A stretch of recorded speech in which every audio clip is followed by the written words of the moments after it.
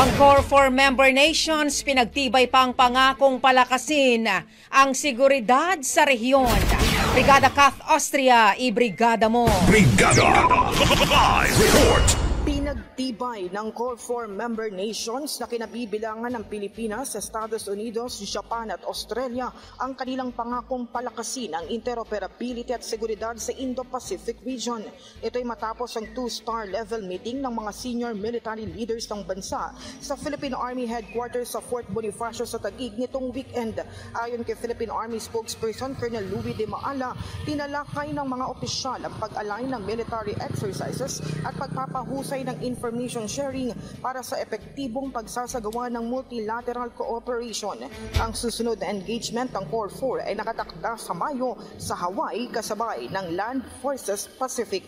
In the heart of changing lives, ito si Brigada Kath Austria ng 105.1 Brigada News sa Manila, The Music and News Authority. Ang bahaging ito ay hatid sa atin ng Yummyvit ES2 Oral Drops. Simulang tuparin ang pangarap ng iyong anak. And stunting now,